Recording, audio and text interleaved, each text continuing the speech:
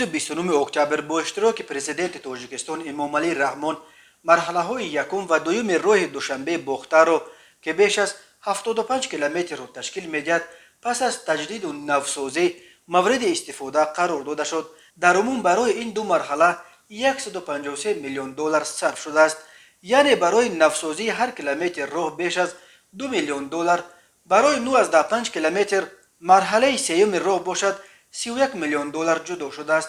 اکثر مبلغ‌های صرف شده برای بازسازی این راه کمک‌های بلاعوض و یک قسمش قرض می باشد. تنها مرحله اول لایحه 33.2 کیلومتر را در بر گرفته برای نوسازی و از کاتگوری سیوم به کاتگوری یک به گذرانیدنش 97 میلیون دلار مبلغ‌های گرانتی و قرض بانک آسیای رشد و فوند اپک و بیش از 17 میلیون دلار از حساب خود تاجیکستان صرف شده است. نوسازی این راه از 26 اکتبر سال 2017 آغاز یافته 4 سال طول کشید. در رفت تجدید و از نوسازی در این قسمت راه از دو سمت حرکت 4 پل، 4 گذرگاه زیرزمینی برای چاروا و تکنیکای کشاورزی، یک گذرگاه بالای زمینی برای پیاده‌گردان، 69 قبور، همچنین در منطقه های اهالی نشین و گردش ها از دو طرف شفت راه بیش از 500 چراغک روشن دهنده با استفاده انرژی آفتاب نصب گردیده. پهنایی راه نیز از 16 تا 25 متر تشکیل می‌دهد. همچنین در این قسمت راه در مساحت بیش از 25,000 متر مربع کارهای کبودزارکنی انجام داده شده.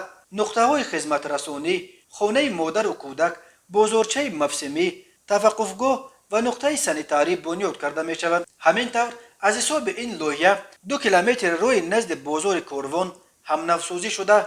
نصب نسازهای آبکشی با استفاده انرژی آفتابی، خواباندن قبورهای آبگذر و با آب آشامیدنی تامین نمودن 6 محله اهالی نشین، با برق تامین نمودن یک بنگاه طبی و بنیاد یک مؤسسه تحصیلات میانه عمومی در نویه رودکی و روشن نمایی نقب آزادی در نقشه قرار دارد. مرحله دوم تجدید شورای دوشنبه بختر که سال 2018 سر شد، یکی از 3 قسم اساسی لایحه از نوسازی شورای مذکور به حساب رفته از کیلومتر 33 تا کیلومتر 73 را در بر میگیرد و پاره از حدود 3 جماعت نویه خراسان میگذرد. درازه عمومی راه مذکور 35 کیلومتر و 575 متر را در بر میگیرد و پهنایی آن از 23 تا 27 متر تشکیل داده با 4 خط حرکت 3.5 متره بر دو سمت با پایدیوارهای بتونی جدا کرده شده است. برای از نوسازی مرحله دوم در عموم 56 میلیون دلار خرج شده است. قرار است اکنون مرحله سوم را از قطعه قزلقلعه تا شهر بختر به مسافه 9.2 کیلومتر نوسازی شود.